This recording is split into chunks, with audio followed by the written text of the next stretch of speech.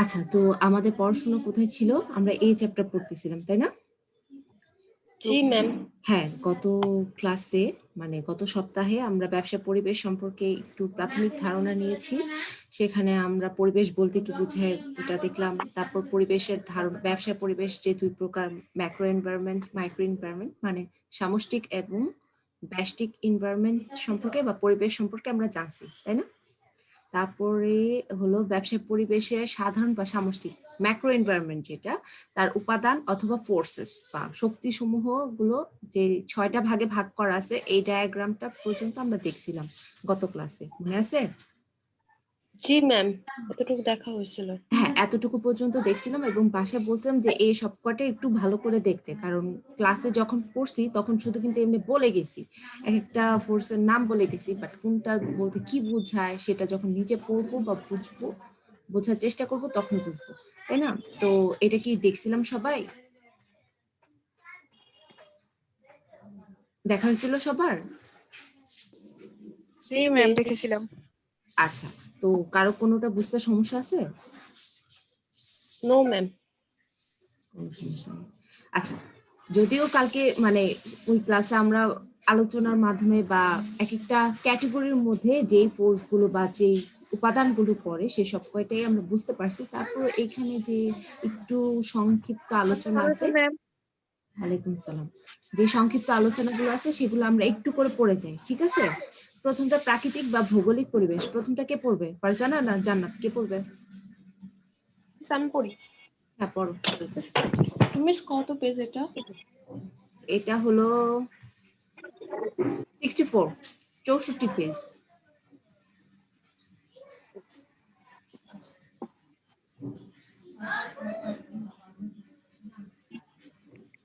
সবার কাছে বই আছে? মিসেস জি ম্যাম। মিস জান্নাত পড়ুক, আমি এটা বের করতে পারতেছি না। আচ্ছা, ঠিক আছে, জান্নাত তুমি দেখে যদি পড়ি। আচ্ছা ম্যাম, মিস কোনটা দেখে পড়বো? পড়ি। প্রাকৃতিক? কে পড়তে চাচ্ছ? ম্যাম আমি পড়বো। আচ্ছা, জান্নাত পড়ো। প্রাকৃতিক পরিবেশ প্রথমটা, প্রাকৃতিক বা ভৌগোলিক পরিবেশ বলতে যা বোঝায় সেটা পড়ো। আচ্ছা ম্যাম, প্রাকৃতিক বা ভৌগোলিক পরিবেশ, ফিজিক্যাল এনভায়রনমেন্ট, কোন দেশের জলবায়ু, ভূপ্রকৃতি, মৃত্তিকা, নদ নদী, সাগর, আয়তন, অবস্থান ইত্যাদির সমন্বয়ে যে পরিবেশ গড়ে ওঠে তাকে প্রাকৃতিক পরিবেশ বলে। পৃথিবীর বিভিন্ন দেশের প্রাকৃতিক পরিবেশ বিচিত্র ধরনের। এই সকল উপাদানের পার্থক্যই দেশের ব্যবসায় কার্যকলাপও ভিন্নতর হয়ে থাকে। বাংলাদেশে পাট শিল্প, নরওয়েতে মৎস্য শিল্প, কুয়েতে পেট্রোলিয়াম শিল্প গড়ে ওঠার পেছনে এরূপ কারণ বিদ্যমান। নেপাল ভূবেষ্টিত রাষ্ট্র হওয়ায় বৈদেশিক বাণিজ্যের সুবিধা করতে পারছে না। মধ্যপ্রাচ্যের দেশগুলো আবহাওয়া ও ভূপ্রকৃতির কারণে কৃষিতে পশ্চাৎপদ। আচ্ছা, দেখো এখানে আমরা কয়েকটা দেশের উদাহরণ পাইলাম, যেমন আমাদের দেশে কৃষি প্রধান দেশ, আমাদের দেশে আবহাওয়া, জলবায়ু এবং মাটির উর্বরতা কৃষি কাজের জন্য খুবই উপযোগী। সো এর জন্য আমাদের যে শিল্পগুলো বা অর্থনৈতিক কার্যক্রম বেশিরভাগই কৃষি নির্ভর। আবার দেখো, নরওয়ে কিন্তু একদম সমুদ্রের পাড়ে, ঠিক আছে? নরওয়ের প্রায় তিন পাশেই সমুদ্র। তো ওদের ওইখানে এত বেশি মাছ পাওয়া যায়, তো ওদের মেনলি অর্থনৈতিক কার্যক্রম মৎস্য নিয়েই হয়, সামুদ্রিক মাছ। কুয়েত, মিডল ইস্ট, এখানে পেট্রোলিয়াম শিল্প গড়ে উঠেছে, কারণ এখানে অনেক বেশি মাটির নিচে পেট্রোলিয়াম পাওয়া যায়। নেপাল কি ভূবেষ্টিত, মানে চারদিকে পাহাড়। সো এর জন্য এরা কিন্তু মনে কর যে বাণিজ্যিক ভাবে ওই রকম যাতায়াত, পরিবহন, ঠিক আছে, বা মনে কর কৃষি কাজের জন্য ওইভাবে ফ্লোরিশ করতে পারতেছে না, বাট ওরা কিন্তু ট্যুরিজম, মানে পর্যটকরা আসে, পাহাড় দেখতে আসে, সৌন্দর্য দেখতে আসে, আবার ওই যে প্রকৃতি, হিমালয় আছে, হিমালয় দেখতে আসে, ঠিক আছে, এভারেস্ট জয় করতে আসে মানুষজন, তো ওইটা দিয়ে কিন্তু তারা কিন্তু আবার মানে চলে যাচ্ছে, মানে অর্থনৈতিক ভাবে স্টেবল। তারপর দেখো এই যে আবার আফ্রিকার বিভিন্ন দেশগুলোর মাটির নিচে কিন্তু অনেক ভালো ভালো খনিজ সম্পদ আছে, বাট ওইখানে রাজনৈতিক পরিবেশ এবং মনে করো যে আরো কিছু পরিবেশ আছে, সামাজিক পরিবেশ, ওই জন্য কি হতে পারতেছে না, ঠিক আছে? আচ্ছা, 2 নাম্বার অর্থনৈতিক পরিবেশ, এটা কি পড়বে? মিস আমি ফারজানা? পড়বো। মিস ফারজানা। ওয়ালাইকুম সালাম। ম্যাম, ফারজানা এটা পেজ অর্থনৈতিক, নাম্বার কত? এটা 64 নাম্বার পেজ। মিস পড়াটা আমি পড়ি। হ্যাঁ পড়ো ফারজানা, শুরু করে দাও, অর্থনৈতিক পরিবেশ পড়ো। অর্থনৈতিক পরিবেশ, জনগণের আয় ও সঞ্চয়, অর্থ ও ঋণ ব্যবস্থা, বিনিয়োগ, মূলধন ও জনসম্পদ ইত্যাদির উপর ভিত্তি করে কোনো দেশে যে পরিবেশ সৃষ্টি হয় তাকে অর্থনৈতিক পরিবেশ বলে। যে দেশে অভ্যন্তরীণ ও বৈদেশিক বিনিয়োগ ভালো, মূলধনের পরিমাণ আশাবর্ষক, ব্যঞ্জক, সে আশা অর্থ ব্যঞ্জক, আশা আশাব্যঞ্জক, ব্যঞ্জক, হ্যাঁ। ব্যঞ্জক, অর্থ ও ঋণ ব্যবস্থা উন্নত, সেই দেশে ব্যবসায়ের ক্ষেত্রে তত অগ্রগতি লাভ করতে পারে। জাপান মানব সম্পদের কারণে বাংলাদেশে উন্নতি লাভ করছে। সিঙ্গাপুর ও দক্ষিণ কোরিয়া উন্নতির পিছনে অর্থনৈতিক পরিবেশের প্রভাব উল্লেখযোগ্য। খনিজ সম্পদে সমৃদ্ধ হলে আফ্রিকার দেশগুলোতে অর্থনৈতিক ও রাজনৈতিক পরিবেশের অভাবের কারণে তা কাজে লাগাতে পারছে না। আচ্ছা দেখো, এখানে অর্থনৈতিক পরিবেশ বলতে যে মানুষজনের ইনকাম লেভেল, ঠিক আছে, জনগণ কতটা ইনকাম করে এবং তারা কতটা এটা সঞ্চয় করে, সেভিংস করে, তারা তাদের সেভিংস করা বা তাদের কনজাম্পশন করার টেন্ডেন্সিটা কত, যা ইনকাম করে তাই কি তারা মানে ভোগের কাজে ব্যয় করে ফেলে। যেমন আমাদের দেশে বেশিরভাগ মানুষ যারা, আমাদের দেশে বেশিরভাগ মানুষ কিন্তু মানে মধ্যবিত্ত, নিম্ন মধ্যবিত্ত এবং মধ্যবিত্ত, বেশিরভাগ মানুষ। খুব ধনী খুব যেমন খুব কম, আবার খুবই গরিব খুব কম, ঠিক আছে। আমরা যারা মাঝখানে আছি আমরা মধ্যবিত্ত, কেউ হয়তো একটু উচ্চ মধ্যবিত্ত, কেউ মধ্যম মধ্যবিত্ত, আবার কেউ একদম নিম্ন মধ্যবিত্ত। তো মধ্যম মধ্যবিত্ত এবং নিম্ন মধ্যবিত্ত কিন্তু বেশি, সবচেয়ে বেশি এরাই কিন্তু করে, ঠিক আছে, প্রতিনিধিত্ব করে আমাদের দেশের জনগণের। তো আমাদের কি, আমাদের ইনকামটা হলো আমরা যতটুকু ইনকাম করি তার প্রায় দেখা যায় 80% আমাদের মানে মৌলিক যে চাহিদাগুলো আছে, বেসিক যে নিডস গুলো আছে এগুলো ফুলফিল করতে চলে যায়। তারপর আমাদের 80% না, কখনো কখনো 95%ই ব্যয় হয়ে যায়। আমাদের যে সেভিংস করার আমাদের মানে সুযোগই হয় না। কেউ কেউ হয়তো ইচ্ছা করে বা চায় যে হ্যাঁ আমি সেভ করবো, সেভিংস করতে চাচ্ছি, বাট সেটা আমাদের সম্ভব হয় না। সো আমাদের যদি সেভিংস না হয়, আমরা যদি ব্যাংকে টাকা না রাখি, ব্যাংকে কি টাকা থাকবে? বা আমাদেরই যদি টাকা নিজেরাই যদি না জমায়, আমাদের কাছে কি টাকা থাকবে? তো টাকা না জমলে তো আমরা কোথাও ইনভেস্ট করতে পারতেছি না, তাই না? আমরা তো কোথাও ইনভেস্ট করতে পারতেছি না, আমাদের কাছে টাকা নেই, আমরা কিভাবে ইনভেস্ট করবো? আর দেখো, কোনো একটা জায়গায় কোনো একটা বিজনেসে ইনভেস্ট করা খুবই রিস্কি একটা কাজ, ঠিক আছে। আমরা আমাদের যখন আমাদের নিজেদের কাছে অলস অর্থ পড়ে আছে, সেটা ইনভেস্ট করতেই তো আমাদের কলেজের ভিতর কেমন যেন করে যে আল্লাহ, আমি এখানে আমার এত কষ্টে টাকাগুলো ইনভেস্ট করব, এটা যদি কি হয়ে যায়, ফেল করে, টাকাগুলো যদি নষ্ট হয়, তাই না? আর যেখানে নিজের জমানো টাকা দিয়ে আমরা ইনভেস্ট করতে ভয় পাই, সেখানে কি আমরা কি একটা আরেকটা ঋণ নিয়ে, ব্যাংক থেকে ঋণ নিয়ে বা মানুষের থেকে ঋণ নিয়ে, যেখানে আমাকে আবার ইন্টারেস্ট পে করতে হবে। আমি 1 লাখ টাকা নিলে 1 লাখ টাকার সাথে আমার আরো 10,000, 1,10,000 টাকা তারে পে করতে হবে। তো ওইখানে কি আমার মানে রিস্কের লেভেলটা কত বেশি, বুঝতেছো? তো আমাদের কি অত বেশি আয়ও, যেমন আয়ের লেভেলটাও খুব কম, সঞ্চয় তো হয়ই না। আর সঞ্চয়ের যতটুকু যাই হয়, আমরা ইনভেস্টমেন্ট সেটা করতে সাহস পাই না, ঠিক আছে। আমাদের অর্থনৈতিক ভাবে অত বেশি স্টেবিলিটি আসে নাই। বা অর্থ ও ঋণ ব্যবস্থার মধ্যে দেখো, আমাদের এখন হয়তো সরকার বিভিন্ন ধরনের সুযোগ সুবিধা দিচ্ছে বা চেষ্টা করতেছে যে বিনিয়োগ বাড়ানোর জন্য, অর্থনীতি মানে কি বলে, ইকোনমিক্যালি ফ্রেন্ডলি মানে একটা জোন বা এনভায়রনমেন্ট তৈরি করার সরকার চেষ্টা করতেছে। বাট তারপরও ব্যাংকের থেকে তুমি টাকা নিতে যাও, ঋণ নিতে যাও, দেখবা কত ঝামেলা, ঠিক আছে। কারণ ব্যাংকও কিন্তু তোমার উপর ভরসা করতে পারতেছে না। তুমি কোনো জামানত, তেমন কোনো মানে অ্যাট্রাকটিভ কোনো জামানত দেখাইতেও পারতেছো না, ঠিক আছে। সো এটাই আমাদের দেশে যেমন মানে সঞ্চয় হচ্ছে না, বিনিয়োগও হচ্ছে না, তেমন মানে উন্নতি, অর্থনৈতিক ভাবে উন্নতি হচ্ছে না। বাট এখন হচ্ছে, আস্তে আস্তে মানুষের হাতে টাকা আসতেছে, তাই না? আসতেছে। আচ্ছা দেখো, দক্ষিণ কোরিয়া ও সিঙ্গাপুর কিন্তু উন্নত করছে কিন্তু তাদের অর্থনৈতিক পরিবেশের কারণে, ঠিক আছে। তাদের যে খুব বেশি খনিজ সম্পদ আছে বা খুব ভালো যে মানে প্রাকৃতিক সম্পদ যেটা, সেটা কিন্তু না, বাট তারা যে অর্থনৈতিক দিক দিয়ে খুব বেশি স্টেবিলিটি লাভ করছে, এই জন্য তারা উন্নতি করছে। আর জাপানে কি মানব সম্পদ, জাপানের মানুষগুলো খুব মানে স্কিলড, ঠিক আছে, টেকনিক্যালি টেকনোলজিক্যালি খুব স্কিলড।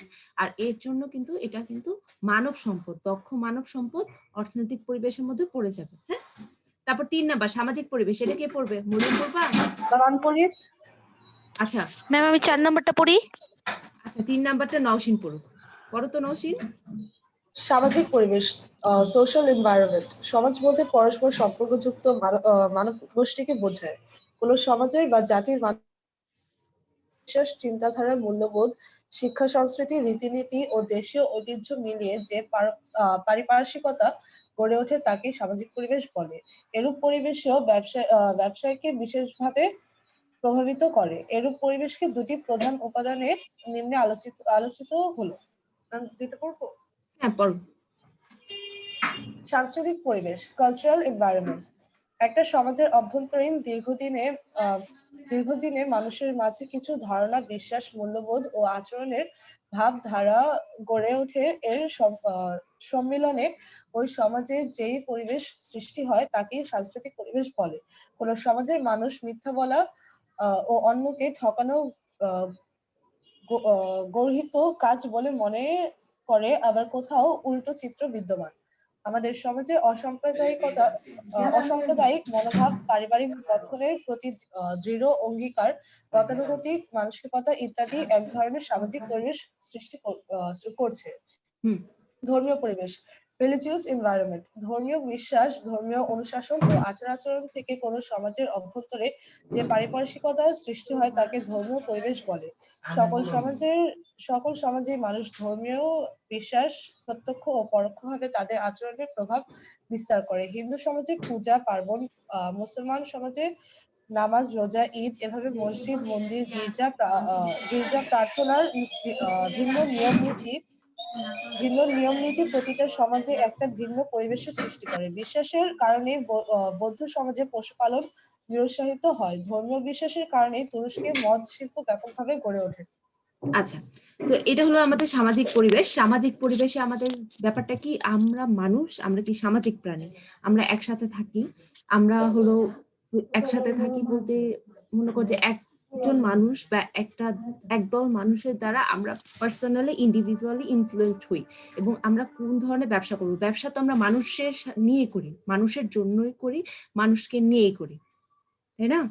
হ্যাঁ, তো দেখো এই ব্যবসাটা যখন করব, যেই দেশে বা যেই সমাজে ব্যবসাটা গড়ে উঠবে সেটা কিন্তু ওই সমাজের মানুষের যে চিন্তা ধারণা আছে অর্থের প্রতি, ব্যবসার প্রতি, পণ্যর প্রতি, ঠিক আছে, যে কোন পণ্যের ব্যাপারে আমাদের সমাজে বা যাদের জন্য আমি ব্যবসা করতেছি তারা কি ধরনের চিন্তা ভাবনা করতেছে, তাদের কনসেপ্টটা কি। যেমন দেখো আমাদের দেশের মানুষ, কেউ যদি, ধরো আমি কি করতেছি, আমি যদি অ্যালকোহলের বিজনেস করি, অ্যালকোহল মানে বুঝছো তো, মদ, ঠিক আছে, আমি যদি মদের ব্যবসা করি, আমি কিন্তু মনে করো যে কাউকে যে ঠকায়া করব তা কিন্তু না, বা খারাপ ইনগ্রিডিয়েন্ট দিয়েও যে মদ তৈরি করব, খারাপ ইনগ্রিডিয়েন্ট মানে কি, মদ তৈরি করার কিছু ইনগ্রিডিয়েন্ট আছে ভালো। হ্যাঁ, মদের দাম কিন্তু অনেক বেশি, অ্যালকোহলের দাম অনেক বেশি।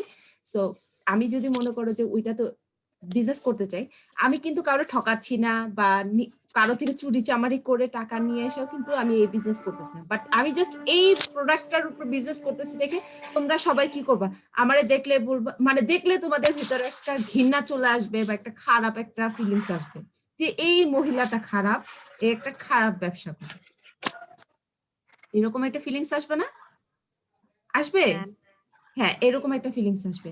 আবার দেখো যে কি বলে, আমাদের দেশে না হোক বা তুরস্কে কিন্তু আঙ্গুর, ঠিক আছে, অ্যালকোহল তৈরি করা wine, mainly red wine, white wine, এটা তৈরি করা মেন ইনগ্রিডিয়েন্ট কিন্তু গ্রেপস মানে আঙ্গুর। কিন্তু তুরস্কে অনেক ভালো আঙ্গুর তৈরি হওয়ার পরও ওইখানে মানুষজন বেশিরভাগ কি মুসলিম, ঠিক আছে। সো আমরা মুসলিম হিসেবে আমাদেরকে অ্যালকোহলটা নিষেধ না, হারাম না, তো ওইখানে কিন্তু মদটা ওইভাবে হয়নি, মানে মদের বিজনেসটা ওইভাবে ক্লোজড করে নাই।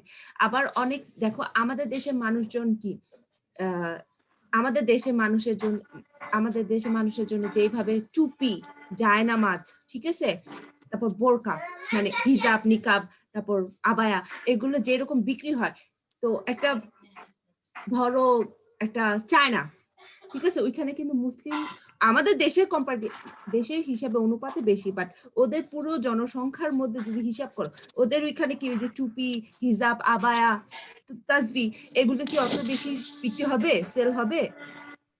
হবে না।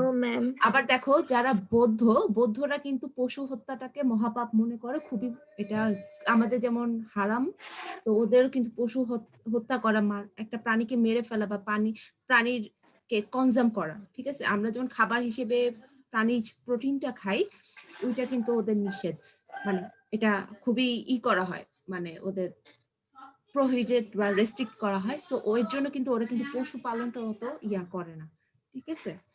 এটাই ধর্মীয় পরিবেশ। আবার সাংস্কৃতিক পরিবেশ দেখো, আমাদের সংস্কৃতির উপর কিন্তু বেস করে কিন্তু কিছু বিজনেস ফ্লোরিশ করে। যেমন আমরা কি বাঙালি, আমরা মেয়েরা কি শাড়ি, যখন ওই যে বিভিন্ন ধরনের বাঙালি উৎসব হয়, যেমন আমাদের বিয়ের সময় কি আমরা গায়ে হলুদের উৎসব পরি, হলুদ কালার শাড়ি পরি, তারপর বিয়ের সময় কি সাদা শাড়ি লাল পাড় পরি, তারপর আবার লাল পাড়ের শাড়িগুলো পরি, জামদানি পরি। তারপর যে পহেলা বৈশাখ আসলে কি আমাদের মেয়েরা কি, আমরা কি খুব সুন্দর করে সাদা শাড়ি লাল, মানে সাদা শাড়ি লাল পাড়ের শাড়িগুলো পরি না? হ্যাঁ বলো। মিস গৃহীত মানে কি? গর্হিত মানে বাদ রেস্ট্রিক্টেড, ঠিক আছে। তো তারপর দেখা যায় যে পহেলা বৈশাখ উপলক্ষে কিন্তু অনেক ছেলেরা পাঞ্জাবি পরে, ঠিক আছে। ওই পাঞ্জাবি, আবার ছোট ছোট বাচ্চাদের কত সুন্দর ওই যে স্টিকার দেওয়া কিছু ছোট ছোট জামা কাপড় পাওয়া যায় না, যে পাঞ্জাবি ফ্রকের মতো, ওইগুলো। তো দেখো ওইগুলো কিন্তু জাস্ট একটা দিনের জন্যই পরে। বাচ্চারা কি বা আমরা যারা এরকম ধরনের শাড়ি বা জামা কাপড় পরি, আমরা কি এগুলো কি প্রতিদিন পরি না, কিন্তু জাস্ট বছরে একটা দিনের জন্য কেন পরি। আমরা যাই হই, আমরা হিন্দু হই, মুসলিম হই, বৌদ্ধ হই, খ্রিস্টান হই, বা যখন পহেলা বৈশাখটা আসে তখন কি আমরা সবাই বাঙালি। তো বাঙালি ট্রেডিশনের জন্য যা পড়া হয় সেটা কিন্তু আমরা তখন পড়ি, ঠিক আছে। সো এটাই দেখো, আমাদের যে সাংস্কৃতিক পরিবেশটা আছে, আমাদের যে ধর্মীয় বিশ্বাস ছাড়া চিন্তাধারা, মূল্যবোধ, শিক্ষা, সংস্কৃতি, এসব কিছু কিন্তু আমাদের ব্যবসাকে প্রভাবিত করে। আচ্ছা, 4 নাম্বার রাজনৈতিক পরিবেশ, এটা মরিয়ম পড়বে বলছিল। হ্যাঁ ম্যাম, স্টার্ট করব। হ্যাঁ করো। রাজনৈতিক পরিবেশ, পলিটিক্যাল এনভায়রনমেন্ট, দেশের সার্বভৌমত্ব, সরকারের স্থিতিশীলতা, দৃষ্টিভঙ্গি, রাজনৈতিক দল, নেতৃত্ব ও তার চিন্তা ভাবনা, আইন শৃঙ্খলা পরিস্থিতি ইত্যাদি মিলিয়ে যে পারিপার্শ্বিকতার জন্ম নেয় তাকে রাজনৈতিক পরিবেশ বলে। অনুন্নত ও অসহনশীল রাজনৈতিক পরিবেশে দেশের ব্যবসায় পরিবেশকে মারাত্মকভাবে বাধাগ্রস্ত করে। বাংলাদেশের বৈদেশিক বিনিয়োগের পথে বড় বাধা রাজনৈতিক হানাহানি, এক্ষেত্রে বিরাজমান নেতিবাচক উপাদানের উপস্থিতি। অথচ মালয়েশিয়ার উন্নতিতে রাজনৈতিক পরিবেশের গুরুত্বপূর্ণ ভূমিকা রেখেছে। দেখো, রাজনৈতিক পরিবেশটা খুবই গুরুত্বপূর্ণ। তোমার রাজনৈতিক পরিস্থিতি, দেশের রাজনৈতিক পরিস্থিতি যখন স্টেবল থাকবে, শান্ত থাকবে, তখন তোমার কাছে মানে রাজনৈতিক ব্যাপারটা যে একটা গুরুত্বপূর্ণ ব্যাপার ব্যবসার জন্য, সেটা মাথায় আসবে না। বাট যখনই রাজনৈতিক অবস্থাটা খারাপ হয়ে যায়, ঠিক আছে, অস্থিতিশীল হয়ে যায়, তখন মনে হয় যে আল্লাহ, এর মতো বড় সমস্যা আর নাই।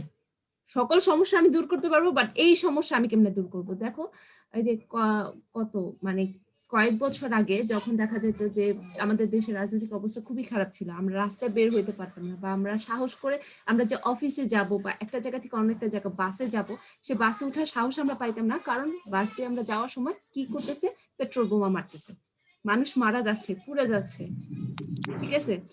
রাস্তায় আমি বের হব, মারপিট লেগে গেছে, হরতাল হচ্ছে, একজন অন্যজনকে চিনি না জানি না, ঠিক আছে, কেউ কাউকে চিনি না, কারোর সাথে আমার কোনো সমস্যা ঝামেলা ছিল না, বাট সে কি করতেছে, মারতেছে, শুধু মারতেছে, কি কেন, প্যানিক সৃষ্টি করার জন্য একজন অন্যজনকে মারতেছে, মেরে ফেলতেছে, ঠিক আছে। মানে রাজনৈতিক অবস্থা যখন খুবই খারাপ হয়, তখন কিন্তু এটা ব্যবসাকে মারাত্মকভাবে প্রভাব বিস্তার করে। কারণ যখন মানুষ নিজে সেফ মনে করতেছে না, নিজের লাইফের সেফটি পাচ্ছে না, তখন কিন্তু সে কিন্তু বের হয়ে তোমার কাছে প্রোডাক্ট কিনতে আসবে না।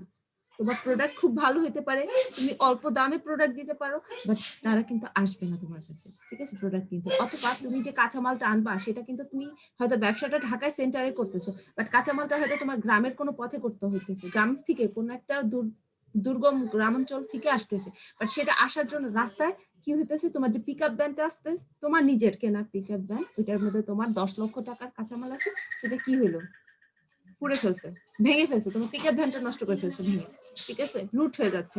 তারপর তুমি যে তোমার পণ্য, সেটা হয়তো দেখা যায় দেশের বাইরে কি করবা, রপ্তানি করবা, কি করতে পারতেছি না, রপ্তানি করতে পারছি না, কারণ হরতাল হয়ে গেছে, কোনো যানবাহন চলতেছে না, বুঝতেছো। সো তোমার যদি রাজনৈতিক পরিবেশটা যদি আনস্টেবল থাকে, সেটা যদি ভালো না থাকে, কখনোই তোমার ব্যবসা ফ্লোরিশ করবে না। বাট আলহামদুলিল্লাহ আমাদের দেশে এখন রাজনৈতিক পরিবেশটা যথেষ্ট ভালো আছে, হরতাল নাই, ওইরকম ভাবে সিভিয়ার কোনো প্রবলেম আমাদের নাই। আমাদের ব্যবসা করার জন্য মোটামুটি স্টেবল পরিস্থিতি এখন আছে। আর মালয়েশিয়া কিন্তু রাজনৈতিকভাবে অনেক বেশি ভালো, মানে স্টেবিলিটি ছিল, ঠিক আছে। এর জন্য কিন্তু মালয়েশিয়া উন্নত করছে। আচ্ছা, প্রযুক্তিগত পরিবেশ, এটা কি পড়বে? দাঁড়া আমি একজনকে বলি পড়তে। কে পড়বে রে? আচ্ছা, তাসফিয়া পড়বা? 222 রুল। তাসফিয়া? জি মিস। হ্যাঁ, পড়ো তো প্রযুক্তিগত পরিবেশটা। বর্তমান কালে ব্যবসায়ের উপর প্রযুক্তিগত পরিবেশের ব্যাপক প্রভাব লক্ষণীয়। বিজ্ঞান ও কারিগরি শিক্ষা, সংক্রান্ত গবেষণা, উন্নত প্রযুক্তির ব্যবহার, প্রযুক্তির আমদানি, সুযোগ ইত্যাদি মিলিয়ে সৃষ্ট পরিবেশকে প্রযুক্তিগত পরিবেশ বলে। বিজ্ঞান আমাদেরকে নতুন নতুন জ্ঞান শিক্ষা দেয়, কিন্তু এই জ্ঞানের ব্যবহার ঘটে প্রযুক্তির মাধ্যমে। তাই প্রযুক্তিগত উন্নয়নের ফলে কম খরচে নতুন নতুন পণ্য ও সেবা উৎপাদন সম্ভব হয়, আর এর ফলে ব্যবসা বাণিজ্যে আরো ব্যাপকতা লাভ করে। ব্রিটেন ও মার্কিন যুক্তরাষ্ট্রের উন্নয়নের পিছনে প্রযুক্তিগত পরিবেশের অবদান সবচেয়ে বেশি। ব্রিটেনে গ্রিনহাউস প্রভাব সৃষ্টি করে টমেটো চাষ এই পরিবেশের কারণে সম্ভব হয়েছে।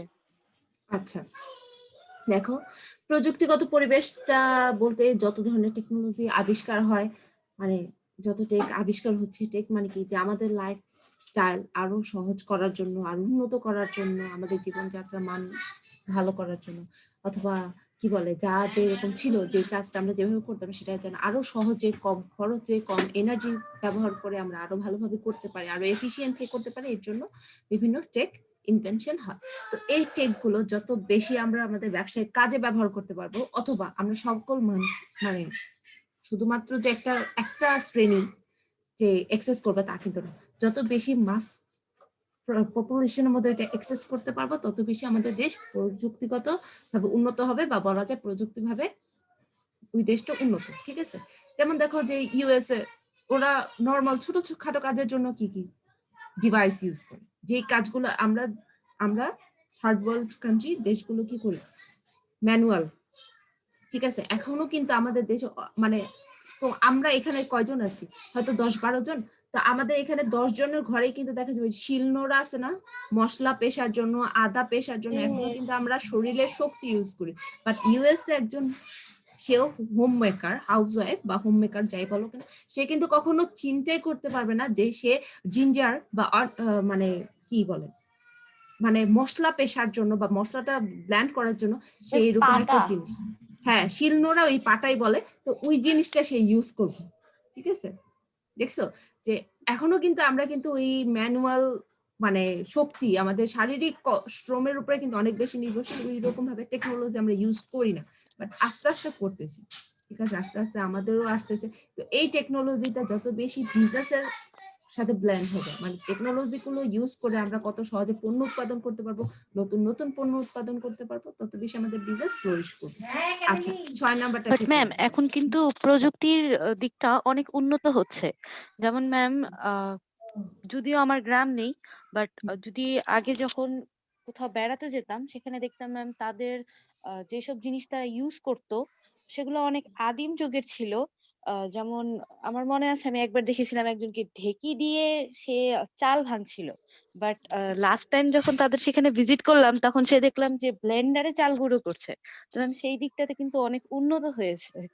হ্যাঁ, আসলে এখন গ্রামাঞ্চলগুলো অনেক উন্নত হয়ে যাচ্ছে। আগে ঢেকি ছিল, তারপরে যখন কৃষি কাজ করতো তখন তারা একদম ম্যাম, ম্যানুয়াল ফুড ওয়ে যে, আইটেমের দিকেও তারা অনেক উন্নত হয়ে গিয়েছে। যেমন ম্যাম, যার কথা সব আমি বলছি দিকেই ম্যাম, সে নর্মালি আগে যেগুলো নর্মাল ইনগ্রিডিয়েন্টস, যেগুলো স্পাইসেস ছিল সেগুলো দিয়ে রান্না করতো, কিন্তু ম্যাম এখন সেও আমাদেরকে বলে, আরে জানো এই জিনিসটা না এটার মধ্যে দিতে হয়। তখন ম্যাম আমরা মানে মনে পড়ে যে আরে এটা তো আমরা ব্যবহার করি শহরে, এটা এখানেও আছে। বলে যে হ্যাঁ, এটা তো আমরা কিনে নিয়ে আসছি। ম্যাম, এই ধরনের জিনিসগুলা তারা অনেক উন্নত হচ্ছে। হ্যাঁ সেটাই। আগে সবচেয়ে বড় কথা, আগেকার সময় বেশিরভাগ গ্রামাঞ্চলগুলোতে তারা কি করতো, যে লাঠি চুলা, মানে কাঠের কাঠ পুড়ে, গোবর পুড়ে, চুলা, মাটির চুলায় তারা রান্না করতো। বাট এখন কিন্তু বেশিরভাগ গ্রামাঞ্চলে দেখা যায় যে তারা ওই যে কি এখনো কাঠের চুলা, মানে ওই যে ম্যাম মাটির স্টোভ, চুলাই আছে, তারপরে বাট ওইটাকে মনে করো যে অনেক বেশি আধুনিক করে ফেলছে। যেমন মনে করো আপগ্রেডেড। বায়োগ্যাস ইউজ করতেছে তারা, জি ম্যাম। ঠিক আছে? হ্যাঁ, বায়োগ্যাস ইউজ আবার করতেছে, কি অথবা আরেকটা সিলিন্ডার চুলা ইউজ আছে না করতেছে। ম্যাম, ওইটা ইউজ করে, বুঝি কেমন নেই জানি। ফারজানা, আমি বুঝি নেই, কি বললা? মিস আরেকটা চুলা আছে না, ওই যে ক্রাশিং তেল দিয়ে ইউজ করে, ওইগুলাও তো ম্যাম দেখি। স্টোভ। স্টোভ, হ্যাঁ হ্যাঁ। তো এটাই আস্তে আস্তে ইমপ্রুভ হচ্ছে, ঠিক আছে? আবার এখন তো মনে করো যে আমাদের ইলেকট্রিক ইন্ডাকশন মানে চুলা চলে আসছে, এখন আমাদের আর আগুনও লাগে না, একটা প্লেটের মতো একটা থাকে, ওইটার মধ্যে আমাদের হাঁড়িটা চড়াই দিলে রান্না হয়ে যায়, ঠিক আছে? সো এটাই। তো আমরা টেকনোলজিক্যালি আস্তে আস্তে উন্নত হচ্ছি, এবং আমাদের উন্নতিটা খুব দ্রুত যাচ্ছে, কারণ আমরা ছোটবেলা মানে আমার সাথে তোমাদের বয়সের ডিফারেন্স খুব বেশি তা না, বাট তোমরাই মনে করো যে একটু মানে একদম বাচ্চা থাকতে যা দেখছো, এখন কিন্তু অনেক বেশি চেঞ্জ দেখতেছো তো। তো সেটাই, আমাদের মানে ইমপ্রুভমেন্টটা খুব ফাস্ট হচ্ছে, ঠিক আছে? আমাদের দুনিয়াটা খুব দ্রুত ঘুরতেছে, আগে আস্তে আস্তে ঘুরতো, এখন দ্রুত ঘুরতেছে। আচ্ছা, আইনগত পরিবেশটা একজনের বলতে হবে। সাদিয়া আছো না? 204 নাম্বার রোল, সাদিয়া পড়বা? সাদিয়া?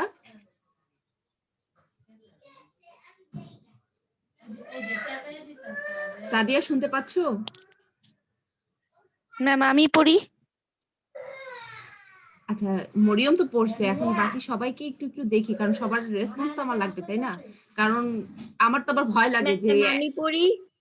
এক একজন মেয়ের নাম দিয়ে কোন ভাইয়ারা ঢুকে যায়, তাই না? একটু সমস্যা তো, তো সবাই একটু রেসপন্স আমার লাগবে। সাদিয়া কোনো রেসপন্স করলে না, আমি কি বের করে দিব সাদিয়াকে? ম্যাম আমি সাদিয়া? পড়ি। আচ্ছা, এশা পড়তে চাচ্ছ, বাট আমি সাদিয়াকে বের করে দিচ্ছি, যেহেতু সাদিয়ার কোনো রেসপন্স আমি পাইনি। আচ্ছা, এশা পড়ো তো। জি ম্যাম। আইনগত পরিবেশ, লিগ্যাল এনভায়রনমেন্ট, জনগণের কল্যাণে সরকার নানান ধরনের আইন ও নীতিমালা পাস করে। আন্তর্জাতিক পর্যায়েও নানান সুযোগ সুবিধা অর্জনের জন্য আইন ও নীতিমালা পাস করা হয়। আর এই আইন ও নীতিমালা বেড়াজালের মধ্যে থেকে ব্যবসায় কার্যক্রম পরিচালনা করে। এই সকল আইন ও নীতির সম্মিলনে যে পরিবেশ গড়ে ওঠে তাকে আইনগত পরিবেশ বলে। আমাদের দেশে গার্মেন্টস শিল্পগুলোতে শিশু শ্রমিক নিয়োগ ও আবাসিক এলাকায় শিল্প প্রতিষ্ঠায় বাধার মুখ্য কারণ হলো আইনগত পরিবেশ। আচ্ছা, আইনগত পরিবেশ, আমরা যে ব্যবসাটা করি সেটা কিন্তু আইনের মধ্যে থেকেই করতে হয়, আইন মেনেই করতে হয়, ঠিক আছে? তুমি চাইলেই যে কোনো ব্যবসা করতে পারবে না, যে কোনো লেভেলে করতে পারবে না, ঠিক আছে? তুমি ধরো যে একটা কিছু ইনভেনশন করে ফেলছো, ঠিক আছে? ইনভেনশন করে ফেলছো, সাপোজ ধরো যে তুমি বাসায় বসে গবেষণা করে করোনা ভাইরাসের, কোভিড এর তুমি ভ্যাকসিন আবিষ্কার করে ফেলছো, সেটা ক্লেম করতেছো। এখন কি চাইলে কি তুমি এটা লাখ লাখ কপি তৈরি করে বিক্রি করে ফেলতে পারবা? এটার জন্য তোমার কিছু প্রসিডিওর লাগবে না? আইন, এই দেশের ওই কি বলে নিয়ম কানুন, আইন শৃঙ্খলা, সরকার থেকে অনুমতি, পারমিশন, এগুলো নিতে হবে না? এগুলো নিতে হবে, ঠিক আছে? সো নীতিমালা মেনে মেনটেন করে, বা কি বলা আছে, কি তুমি করতে পারবা, কি করতে পারবা না। ইয়াবা, যেটারে বাবা বলি বা ইয়াবা বলি, যাই বলি না কেন, এটা কিন্তু একটা ড্রাগস, ওষুধ, ঠিক আছে? এই ওষুধটা একটা একটা ট্যাবলেটের মতো, তো এটা তুমি কিন্তু চাইলেই উৎপাদন করতে পারবে না, চাইলেই কিন্তু তুমি কি করতে পারবে না, সেল করতে পারবে না, ঠিক আছে? বুঝছো? মিস বেড়াজাল কি?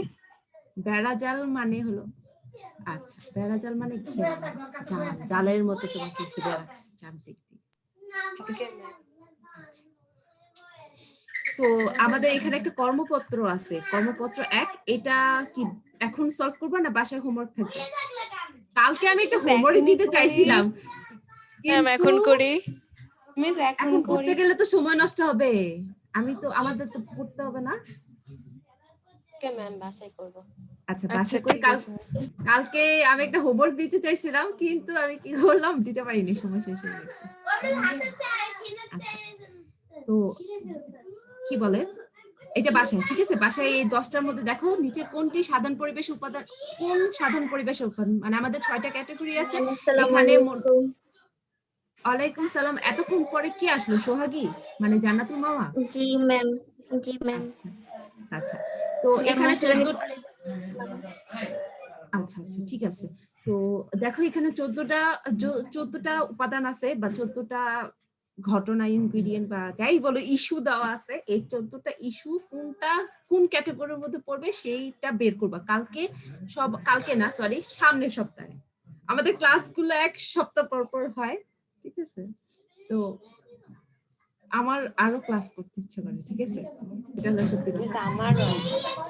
আচ্ছা, মানে আমার মনে হয় যে এক সপ্তাহে জাস্ট একটা ক্লাস আমার পোষায় না। হ্যাঁ, তো সামনের সপ্তাহে আমরা যখন ক্লাস করব তখন দেখা যাবে যে তোমরা সবার আগে আমারে মনে করবে, এটা আমরা সলভ করবো। কোনটা কোন ক্যাটাগরির মধ্যে পড়ে। আচ্ছা, তো এখন 2.4 ব্যবসার উপর প্রত্যক্ষ প্রভাব বিস্তারকারী বা ব্যষ্টিক উপাদান, পরিবেশ উপাদান সমূহ। এর আগে আমরা কি পড়ছিলাম? এর আগে আমরা পড়ছি সামষ্টিক উপাদান, তাই না? সামষ্টিক ছিল না, মানে সকল ব্যবসায় প্রতিষ্ঠানকে এই উপাদানগুলো প্রভাব বিস্তার করে বা এফেক্ট করে, বুঝছি?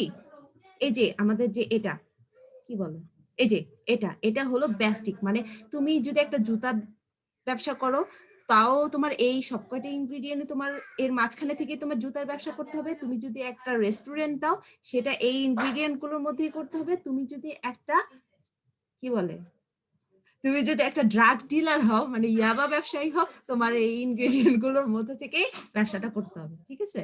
আচ্ছা, এটা ছিল আমাদের কি সামষ্টিক উপাদান। এখন আমরা কি পড়বো? ব্যষ্টিক। মানে তুমি যেই ধরনের ব্যবসা করতেছো, স্পেসিফিক ভাবে তোমাকে কোন ইস্যুগুলোর সাথে ডিল করতে হবে, শুধুমাত্র এখন হলো তুমি নিজের নিয়ে চিন্তা করবা। আচ্ছা, তো দেখি আমরা ব্যবসার উপর প্রভাব বিস্তারকারী বা প্রত্যক্ষ প্রভাব বিস্তারকারী বা ব্যষ্টিক পরিবেশ উপাদান। এখন তোমাদের প্রশ্ন আসতে পারে, প্রত্যক্ষ প্রভাব বিস্তারকারীও বলতে পারে অথবা কোথাও ব্যষ্টিক পরিবেশ উপাদান পরিবেশ উপাদানও বলতে পারে। আবার কোথাও এমন ভাবে ঘুরে প্রশ্ন করতে পারে যে তোমার ব্যবসায়ের কোন উপাদানগুলো সরাসরি ভাবে প্রভাব বিস্তার করতেছে। তখন কি তুমি কি ওই ছকের 6টা ক্যাটাগরির জিনিসগুলো আলোচনা করবে, না এখানে যা পড়বা সেটা আলোচনা করবা? ডেফিনেটলি এখানে যেগুলো আছে হ্যাঁ সেটাই।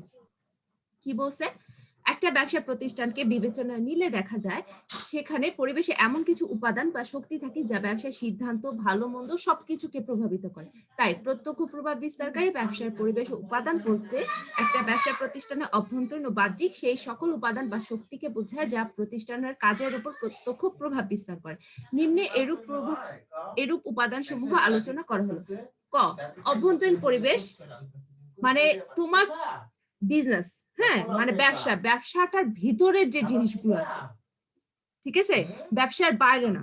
তোমাকে প্রত্যক্ষভাবে প্রভাব বিস্তারকারী উপাদান মানে দুইটা গ্রুপ আছে। একটা হলো তোমার ব্যবসার ভিতরে যারা আছে, মানে ভিতরে যারা বলতে যে জিনিসগুলো আছে, আরেকটা হলো তোমার ব্যবসার বাউন্ডারি বাইরে, তারাও কিন্তু তোমার প্রভাব বিস্তার করবে, ঠিক আছে?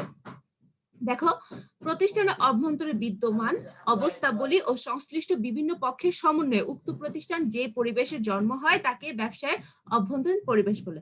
এরূপ পরিবেশ উপাদান সমূহ নিম্নরূপ। প্রথমটা কি পড়বে? মালিক বা শেয়ার হোল্ডার। দ্বারা আমি জিজ্ঞেস করি কে পড়বে? এসা কি পড়ছিলে এর আগে? ম্যাম এটা পড়বো? বুঝিনি ম্যাম পড়বো। 1 নাম্বার মালিক বা শেয়ার হোল্ডার। হ্যাঁ হ্যাঁ, এসা পড়ো। Owners of shareholder. মালিক বা শেয়ার হোল্ডারগণ ব্যবসায়ের মালিক বিধায় তাদের ইচ্ছা অনিচ্ছা ব্যবসায় পরিবেশকে প্রভাবিত করে। কোন প্রতিষ্ঠানের মালিক উদ্যোক্তাগণ যদি দক্ষ ও উত্তম মানসিকতার অধিকারী হয় তবে তা উক্ত ব্যবসায় পরিবেশে ইতিবাচক প্রভাব রাখে। আচ্ছা, দেখো এখানে মালিক বা শেয়ার হোল্ডার বলতে, মালিক বলতে মনে করো তুমি যদি এক মালিকানা ব্যবসা বা অংশীদারি ব্যবসা বা সমবায় সমিতি করতে চাও, তো সেক্ষেত্রে তোমার মালিক। বাট যারা কোম্পানি প্রতিষ্ঠানে ইনভেস্ট করে, মানে লিমিটেড কোম্পানি, তো তারা কি শেয়ার হোল্ডার, তাই না? লিমিটেড কোম্পানি যেগুলো, হ্যাঁ, তো ওইগুলোর শেয়ার হোল্ডার বলে। দেখো এই ক্ষেত্রে শেয়ার হোল্ডাররা কিন্তু ব্যবসায়ের বাইরের মানুষজন আমরা ইনভেস্ট করি, বাট তাদেরও কিন্তু অভ্যন্তরীণ একটা পক্ষ হিসেবে বিবেচনা করা হয়, কারণ তাদের টাকাটা নিয়ে আমরা ব্যবসাটা করি এবং তারা ব্যবসায়ের খুব গুরুত্বপূর্ণ সিদ্ধান্ত নিয়ে থাকে। আর তুমি যদি এক মালিকানা বা অংশীদারি ব্যবসা করো, তো ব্যবসাটা সম্পূর্ণ কি তোমার হাতে, তাই না? মালিকের ইচ্ছা অনিচ্ছার উপরেই কিন্তু ব্যবসাটা চলবে। এই ব্যবসাটা এক্সিস্ট করবে কিনা, সার্ভাইভ করবে কিনা, এই ব্যবসাটা কোনো একটা নতুন প্রোডাক্ট লাইনে ইনভেস্ট করবে কিনা, এই সবকিছু কিন্তু মালিক বা শেয়ার হোল্ডার যারা তাদের মতামতের উপরে নির্ভর করে। তো বুঝতেছো একটা ব্যবসা কি করবে কি করবে না সেটা কতটা ইনফ্লুয়েন্স হয় মালিক বা শেয়ার হোল্ডার দ্বারা, বুঝে গেছে? জি ম্যাম। আচ্ছা, পরিচালনা পর্ষদ, দেখো মালিক বা আচ্ছা মালিক বলতে এক মালিকানা অংশীদারি, বাট শেয়ার হোল্ডাররা হলো কোম্পানি ক্ষেত্রে যারা টাকা ইনভেস্ট করে তাদের শেয়ার কিনে, বাট শেয়ার হোল্ডারই কিন্তু আসল মালিক। হ্যাঁ, ব্যবসা মানে কোম্পানি প্রতিষ্ঠানগুলো পরিচালনা করে বা তার প্রতিদিনকার কার্যক্রম পরিচালনা করে হলো পরিচালনা পর্ষদ, যারা ম্যানেজার আছে, বাট তারা কিন্তু কর্মচারী, বেতনভুক্ত কর্মচারী বা কর্মকর্তা, বাট মালিক কিন্তু শেয়ার হোল্ডার। ঠিক আছে, তারাই গুরুত্বপূর্ণ, তারাই ইম্পর্টেন্ট। তো পরিচালনা পর্ষদটা কি পড়বে? সুমাইয়া পড়বা? সুমাইয়া শুনতে পাচ্ছো? হ্যাঁ সুমাইয়া পড়ো তো। অভ্যন্তরীণ পরিবেশ থেকে পড়বো? না বাবা, তুমি পরিচালনা পর্ষদটা পড়বা। জি। কোম্পানি সংগঠনের পরিচালনা পর্ষদ শেয়ার হোল্ডারদের প্রতিনিধি হিসেবে কোম্পানির মূল নীতি নির্ধারণ, গুরুত্বপূর্ণ বিষয়ে সিদ্ধান্ত গ্রহণ, প্রতিষ্ঠান পরিচালনার মূল দিক নির্দেশনা প্রদান ইত্যাদি কার্য সম্পন্ন করে। তাই একটা ব্যবসায়ের উপর পরিচালনা পর্ষদের প্রত্যক্ষ প্রভাব সবসময় লক্ষণীয়। আচ্ছা দেখো, যারা কোম্পানি পরিচালনা করে, ম্যানেজার যারা পরিচালনা পর্ষদ, তারা কিন্তু কার প্রতিনিধি? মালিক বা শেয়ার হোল্ডার। বুঝিনি। পর্ষদ বলতে একটা গ্রুপকে বোঝাচ্ছে, পরিচালনা পর্ষদ ম্যানেজারদের group, managers, a set of manager. ঠিক আছে, এটা পর্ষদ বলতে। ঠিক আছে, তো দেখো এই যে বোর্ড, আমরা বলি না যে একটা বোর্ড গঠন হয়েছে বা কমিটি গঠন হয়েছে, সাপোজ তোমাদের রেজাল্ট নিয়ে বা তোমাদের পরীক্ষা নিয়ে একটা বোর্ড গঠন হলো, তো এটা কি? পর্ষদ। ঠিক আছে, ওই বোর্ডের বাংলা হলো পর্ষদ।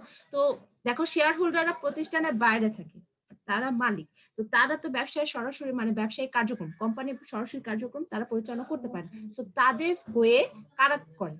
পরিচালনা পর্ষদ, ম্যানেজাররা করে, মানে মালিকের প্রতিনিধি ম্যানেজাররা। তো তারাই মেইনলি ব্যবসা প্রতিদিনকার কার্যক্রম কি হবে না হবে, কিভাবে হবে, কতটুকু হবে, কিভাবে আমরা এটা করব, সে সবকিছু কিন্তু তারাই করে থাকে।